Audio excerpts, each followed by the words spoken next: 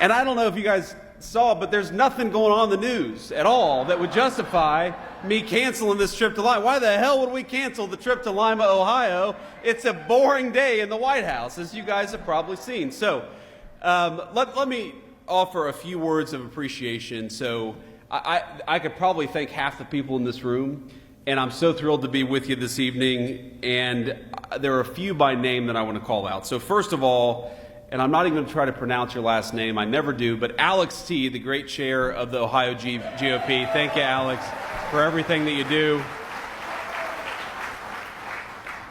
I've got to thank, and this is, guys, you should be glad I asked about this. I thought, because it says here, Senator Tony Schrader, but I know Tony, and he's not a lowly politician. He is actually the guy who operates behind the scenes. So our great GOP Central Committee man and also the chair of the Putnam County GOP, Tony Schrader. Tony, where are you, man? I love you.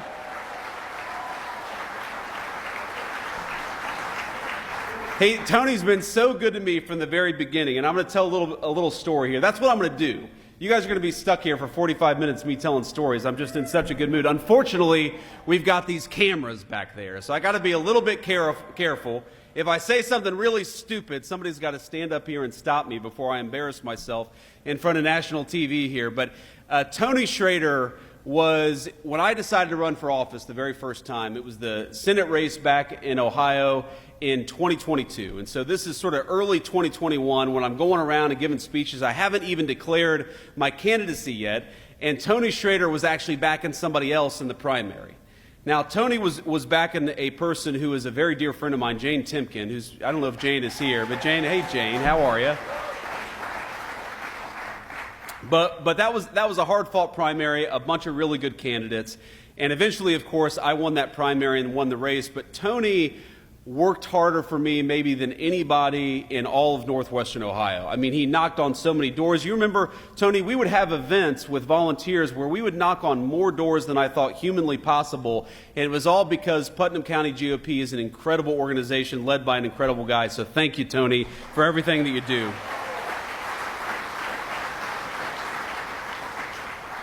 Of course, no thank you here is complete in Lima, Ohio, without thanking our great Allen County GOP Chairman Keith Cheney, who has an incredible voice.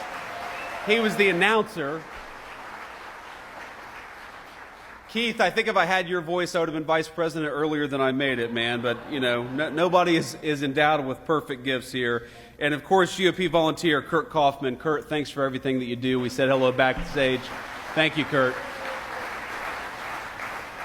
All right, so I got my thank yous, at least by name, at least until I noticed somebody else's face in the crowd here. But people always ask me what it's like to be Vice President of the United States, and I'll tell you a couple stories that illustrate that. So first of all, I didn't know that the president would make me his vice presidential running mate until literally the morning of the GOP convention. And if you walk back in time, you remember what happened. So the Saturday before the GOP convention, the president, I actually flew down to Florida to meet with the president, and we talked. It was the first time I had ever talked with him explicitly about becoming his running mate. And he said, you know, I'm not sure what I'm going to do, but it's probably going to be you, so go have fun the next couple of days. How do you have fun the next couple of days when that's what the president tells you? And of course, so that evening he flew up to Pennsylvania to do a rally in Pennsylvania, and that was the famous moment where he turned his head and missed, I think, what would have been one of the great tragedies in American history, not just a tragedy for him personally. And I really do believe, I'm a person of faith, I imagine most of you are too, I believe the hand of God prevented America from experiencing great national tragedy in that moment.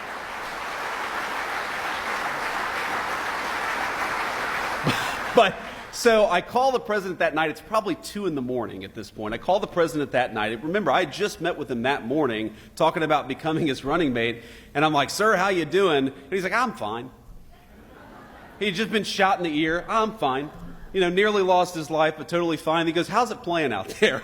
And I'm like, Mr. President, I think it's playing pretty damn well, because if remember, he had that photo where he raises the fist iconically, and I said, I think that photo is going to go down in history as one of the great photos, and of course, I was right about that. So the morning of the convention, the morning he announces me to be his nominee, He calls me at around 11:45, and I'm not kidding you, I don't answer the phone. And I don't know what had happened. We had just landed in Milwaukee. We've got 3 little kids. You know, it was a hot day. We were trying to get through all the security to get to our hotel room. I don't know what happened. So I call him back 15 minutes later, and he answers the phone, and he says, "JD, you just missed a very important phone call." I said, yes, Mr. President. And he said, "I'm going to have to select somebody else now." And of course, you know, my heart stops, and I think he's actually going to do it. But then he asked me to be his running mate. He actually talks to my son, and, you know, the rest is history, right? The rest is history. So that's the first story. The second story that I'll tell you is we've probably been in the Oval Office for all of 10 days. And I'm sitting there, and we have a phone call with a foreign leader. I won't mention who. And it's a tough phone call. There are some tough issues that we have to work through with this foreign leader. And he asked me to come sit behind him at the Resolute desk so that if I need to say anything, I can just speak directly into the speakerphone. And it's early in the administration, so there's not a whole lot in the Oval Office yet. And there's this sort of wooden box with a red button sitting on the Resolute desk. And I think to myself, that's probably not a button that you want to press, right? So we're talking to this foreign leader, and the president looks over at me, puts the foreign leader on mute, and says, "This is not going very well," and he presses the red button. and my eyes get really big, and I'm like, "Mr. President, you know, what just happened?" And he looks at me and he goes, "Nuclear." Nuclear. And 2 minutes later, a guy walks in with a Diet Coke, and he looks back at me and he says, "It wasn't nuclear, it's just the Diet Coke button." And that's... So that's the kind of guy, and my fellow Republicans, that we have as the President of the United States, a guy who can do a good job, but keep a sense of humor.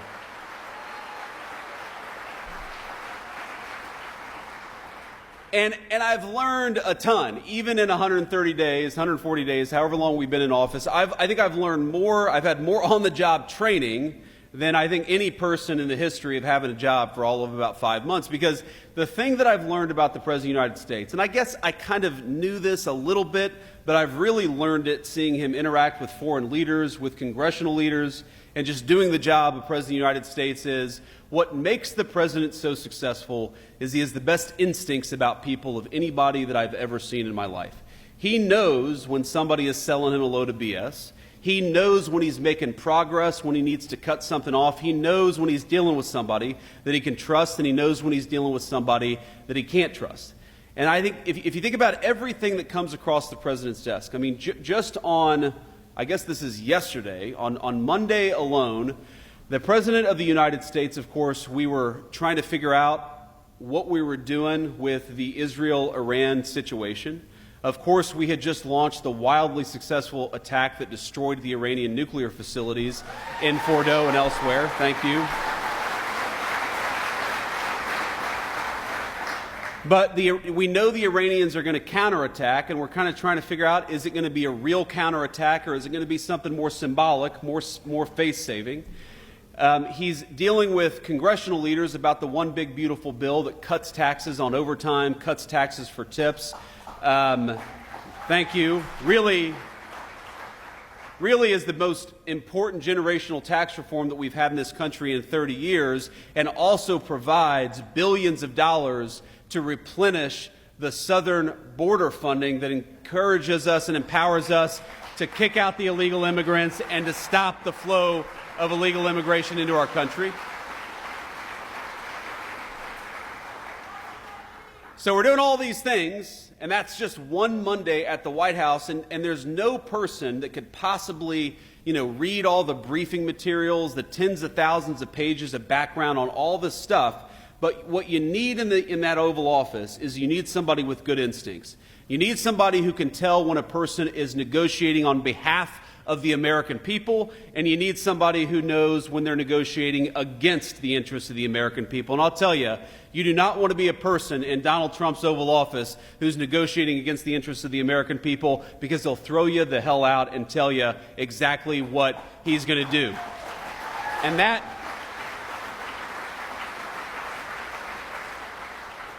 And that is what I think makes him an effective president. It's what makes him an effective leader for the American people. And I will say, I'm obviously extremely biased, but 130 days into this term, we have got a lot to brag on from the Trump administration and what we're doing in Washington, D.C. Let me run just through a few of the ways in which the Trump administration has been wildly successful. And let me start with the thing that is, of course, in the news. And what the president said going back 10 years, if you look at the campaign in 2015 and 2016, and he said it consistently through his second term, is that he does not want Iran to have a nuclear weapon. It's very simple. It destabilizes the entire region. It gives this terrible regime leverage over the United States of America. As the president often jokes with me, everybody in Iran calls the Iranian leader the supreme leader. That's a pretty amazing title if you think about it. But he looked at me in the Situation Room a few days ago and he said, Mr. Vice President, you don't have to call him the supreme leader, but you would if the guy had a nuclear weapon. Because the leverage that nuclear weapons give you to destabilize the world, to destroy our economic interests, to destroy our national security interests, you don't want the worst people in the world to have a nuclear weapon. So what did the president do? For 60 days, he negotiated aggressively to encourage that Iranian regime to give up those weapons peacefully. And by the way, he was more than willing to accept a peaceful settlement to that problem. But again, this comes back to instincts. When the president realized that there was not going to be a peaceful settlement to that problem, he sent B-2 bombers and dropped 12 30,000-pound bombs on the worst facility and destroyed that program.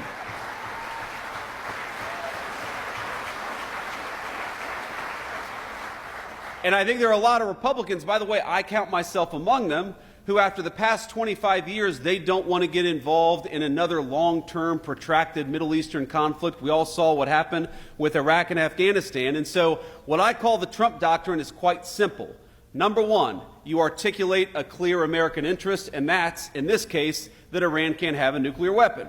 Number two, you try to aggressively, diplomatically solve that problem. And number three, when you can't solve it diplomatically, you use overwhelming military power to solve it, and then you get the hell out of there before it ever becomes a protracted conflict. That is the Trump doctrine.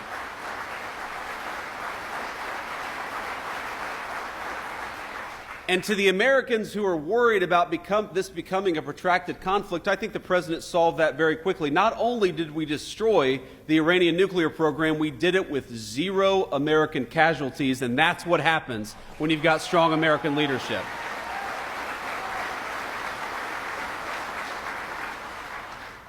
Now let me talk to you about something else. For every month that you've got inflation numbers and jobs numbers and wage numbers coming out, I'll come into the White House and I'll say, that this happened now about 5 times, where seems like every economist and every financial journalist in the world says that Donald Trump's policies are going to lead to higher inflation. They're going to lead to lower jobs. They're going to lead to lower wages. And for now 5 months in a row, every single time we come into the news, and it turns out the economists' expectations missed. Because wages are higher, inflation is lower, and our economy is roaring in a way that it has not in a very, very long time. That is thanks to good presidential leadership. And I'll bring it back to instincts, because when the president came into office, he said, frankly, what he's been saying for 30 years, that we have got to stop allowing foreign companies to take advantage and foreign countries to take advantage of the United States of America. Why in God's name would we allow cheap slave labor manufactured stuff from a foreign country to come into our country, undercutting the wages and jobs of American workers? And the reason we allowed that to happen is for 30 years we had a bipartisan failed consensus that we ought to let cheap plastic garbage come into our country at the expense of American jobs and the American families who depend on all those jobs. You know what President Trump said? On April the 2nd, he said, if you tried to undercut the wages of American workers, if you tried to bring in this crap, if you try to expose the American worker to an economic unfairness that you don't force your own countries to deal with, we are going to slap a big fat tariff on what you bring into this country. We're going to penalize you for For once, finally, we had an American president who said, if you want to destroy the wages and the jobs of American workers, you're going to pay a big fat penalty because of it. And that, I believe, has saved the American economy.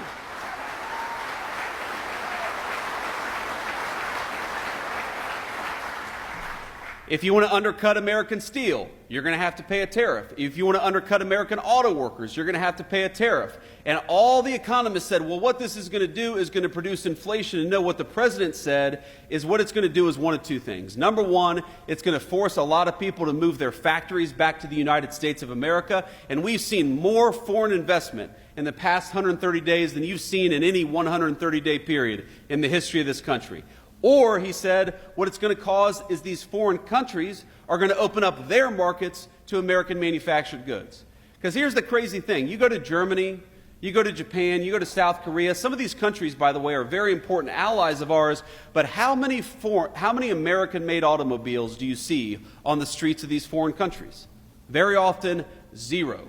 But we allow all of these countries to come in and do business on our shores. Well, the deal is fair trade. If we're going to let you do business in the United States of America, you damn well let us do business in your country, because that's how we create prosperity for American workers.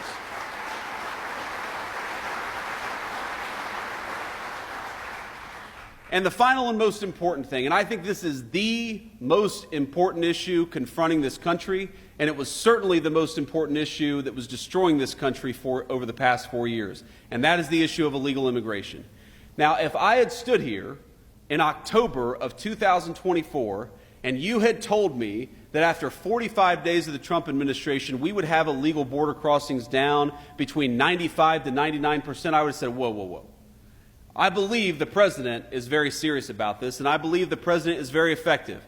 But there is no way that we're going to have illegal border crossings down that much, and I'm happy to report that 1.5 months into the Trump administration, we had illegal border crossings down 99%. It was a radical success, and it happened very quickly.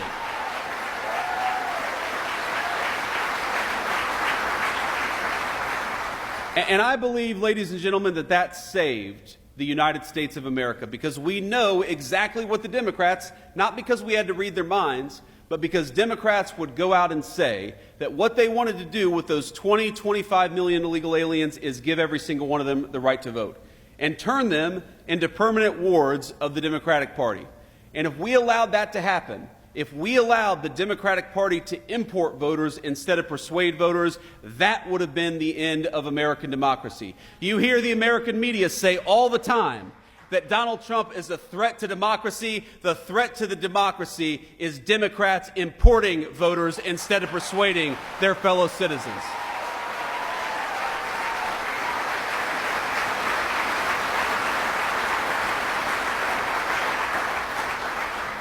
And now we have largely solved that problem. If you look, for the first time in 50 years, we now have net negative illegal immigration. That means we're deporting more people than are coming in through illegal immigration. That is the biggest testament to a change in presidential leadership. And I was in the Senate when the Democrats were trying to say that the thing that we had to do was pass this ridiculous, massive new set of laws and new set of amnesties to get control of the American southern border. And as the president said at the State of the Union just a couple of months ago, it turns out you didn't need a big new law to secure the border. You just needed a new president of the United States.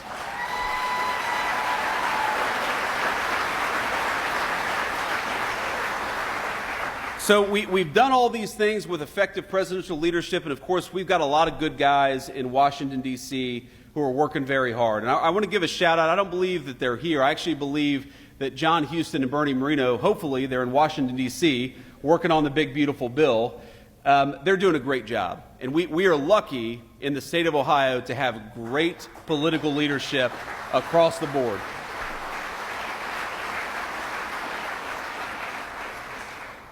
You know, Bernie, I remember talking to the president about Bernie Moreno's candidacy. And, you know, the president really, I mean, look, Sherrod was a tough candidate. Sherrod Brown was a tough candidate. He always did better than national Democrats. And the president himself was a little skeptical that anybody And we had a lot of great candidates running in that race. The president was skeptical that anybody could beat Sherrod Brown. But I think what we showed him in the Ohio GOP is that while we had a reputation for a very long time as a purple state or even a blue state, thanks to the hard work of people, many of whom are in this room, I think Ohio is now solidly red. It's going to stay red for a very long time.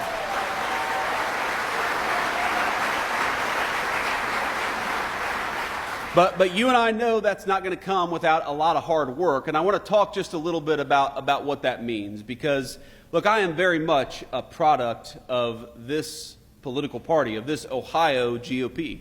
I would not be where I am without it. I believe, in fact, the first time that I've driven on 75, and I've got my Midi purple tie, Middletown Middies, our color's purple here. I wore it in honor of the Middletown Middies.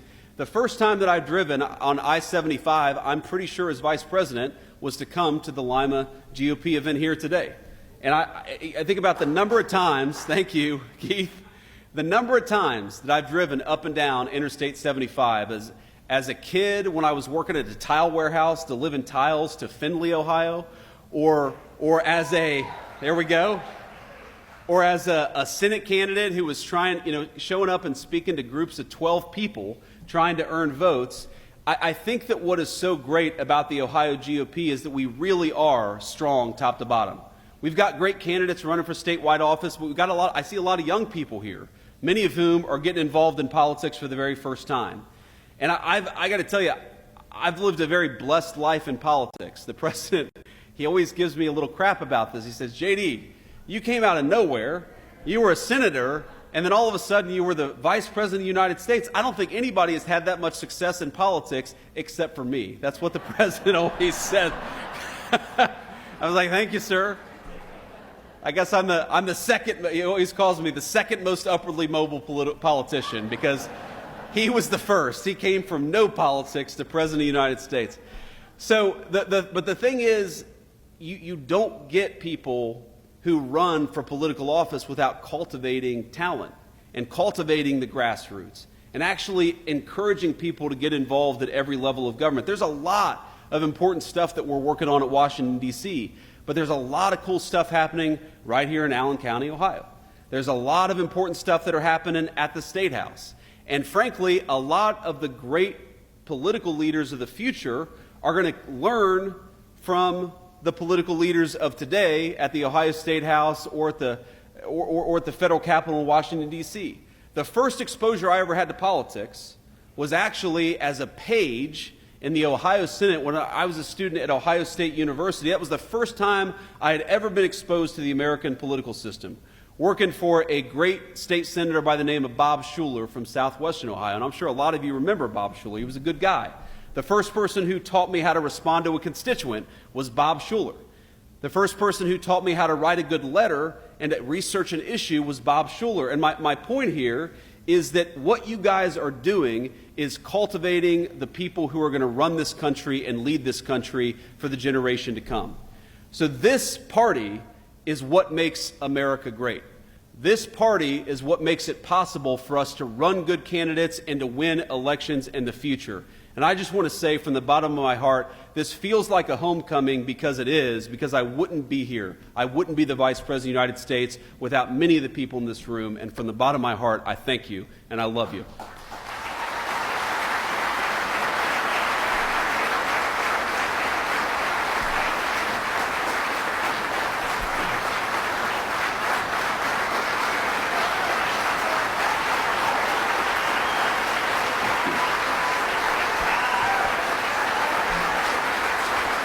Well, thank you, thank you.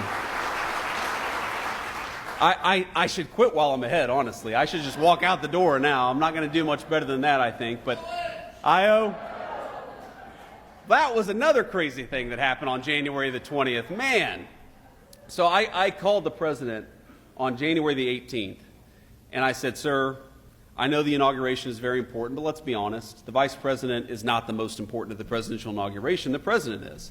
So would you be okay if I, put my hand on the Bible, took the oath of office, and then headed south to attend the national championship game as the Vice President of the United States? Because that's a very important, skip all the inaugural balls, Usha, who I think all of you have come to love as Second Lady. She's doing a great job, and I'm proud of her.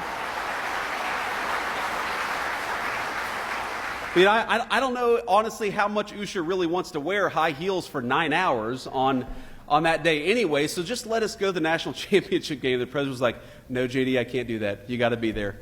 But to walk you through that day, so we do the inauguration, and it's crazy. You're going from one event to the next. And I show up to the very first ball, which was the Commander-in-Chief's ball. And because I've got, you all, every single one of us here has been to a wedding on a Saturday during a very important Ohio State game. And we love the people who are getting married, but we're also like, why the hell did you have to have your wedding on an Ohio State game? And you've got the guy, who's sitting outside the bathroom on his phone or has got his iPad out. Every single one of us has been to a wedding like this. You all know what I'm talking about, okay? Well, I was that guy because every single one of my buddies was like, we're proud of you for becoming vice president, but could we get the hell out of here and watch this Ohio State game? So what we did is that we rented a conference room where they did the Commander-in-Chief's ball, and we actually, we had an open bar, we turned it into a big party, and we had the Ohio State game on. So I go in there, right, for like 20 minutes. It was the only 20 minutes that I kind of got to myself, and I, hung out with my buddies, and we watched Ohio State, and if you remember this game, Ohio State got a massive early lead over Notre Dame, right? The beginning of the game was very, very good. So I kind of started to relax a little bit. It's like, oh my God, I just got inaugurated vice president, and the Buckeyes are going to the national championship all on the same day. This is the best day of my life, right? It's not going to get much better than this. And then, we went to a couple balls, and then I think it was after the second ball, before the third ball, I was watching on the TV, and Notre Dame started to catch up a little bit. If you all watch this game, you remember Notre Dame started to catch up a little bit. And so I was like, you know what? I'm going to be late to the third ball, and I'm going to sit here and watch this game. Because if Ohio State loses, I'm going to hate myself forever for not having sat here and cheered on the team during these final moments. Of course, it all worked out. Ohio State won. They came to the White House. I don't know if you saw, I broke the damn trophy when they came to the White House. That was one of the most embarrassing moments of my life. I was hoping that, no, we didn't see that. We didn't see that, JD. No, all of you are laughing. Everybody saw it. But the point is that it was an amazing way to connect the great Buckeye state of Ohio and what was happening, because without this state, without this state's GOP in particular, Donald Trump would not have been president the first time, and we certainly wouldn't have the great Senate majority that we now have for the second administration. And the president, as you all know, he actually has a very deep affection for the state of Ohio, because he was the person who turned Ohio really from a purple state to a red state. I mean, all of you remember this. I mean, where is Bob out there? Is Bob Paduchik out there? There's Bob Paduchik. Give it up for Bob Paduchik.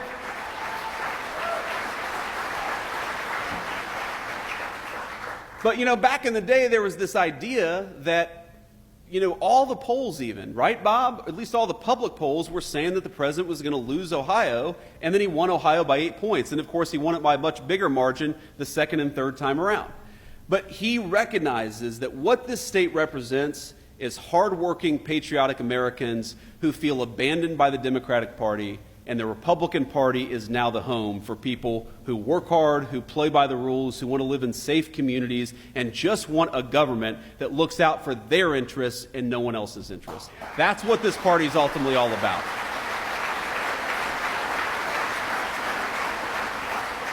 Because when I see that wage growth is the highest that it's been for working people in 60 years, working and middle-class people, the highest wage growth we've seen in this country for 60 years. When I see those inflation numbers keep on coming in below expectation month after month, those are statistics. And those are numbers that, of course, we celebrate. But what I remember is a woman I met on the campaign trail, and you all are going to hate me, but she was actually from Michigan. Don't hold it against her. She's very sweet woman, who told me that she was giving up some of the essentials because she was raising her grandkids, and I know a lot of you probably are involved in your grandkids' lives in a big way. She was one of these grandparents whose daughter had lost her life to a fentanyl overdose. That fentanyl overdose brought in, of course, by the fentanyl poison brought in by the Mexican drug cartels. And she was talking about the ways in which, normally we'd like to have ground beef but we're gonna cut back on ground beef and just, not go without this week. Or, normally I like to make them eggs in the morning, but we're just going to do toast in the morning because eggs are a little expensive. And she walked me through all the ways in which, because she was taking care of kids she hadn't anticipated, and because grocery prices were going up so much under the Biden administration, that she was struggling financially in a way that she never had in her entire life. And I thought about the common thread that tied together this woman's suffering to the political leadership in Washington, D.C. First of all, why was her daughter gone in the first place? Because our leadership decided that we were going to let illegal Mexican drug cartels bring this poison into our country in the first place. That was the first way our leadership failed her. The second way our leadership failed her is with economic policies that made it so unaffordable that she gave up eggs and decided that she was just going to have her grandkids eat toast. The third way that this country had failed her is because the education system, where she just wanted to send her grandkids to learn reading, writing, and arithmetic, she was terrified that they were falling behind, that they were learning, if anything, propaganda from political activists instead of the basics that would help them get ahead in life and eventually have a good career to be able to provide for themselves. At every step of the way, the previous administration had failed this woman, and I could see it in her eyes, the American dream, this very idea that the next generation is going to be better than the generation that came before it. She was losing faith in that American dream. Now, I haven't talked to that woman since we were elected. I haven't talked to that woman since the campaign stop where I met her probably 7 or 8 months ago.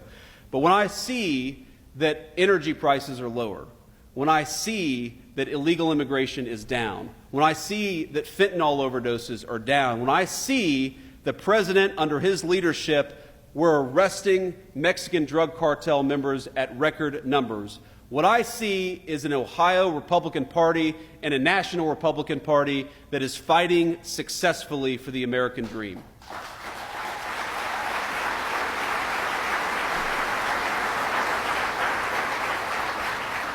So what I'd ask all of you, when you're going out there and you're knocking on doors, when you're going out there and you're making phone calls, when you're contributing hard-earned money to political candidates, when you yourself are running, because I know it's not always easy to be a political candidate. Trust me, in Washington, D.C., they have this thing where I think it means we're number one in Washington, D.C., but all the pink-haired people throw up this sign, and I think, that means we're number one, right? I choose to take that as that symbol in Washington. But all kidding aside,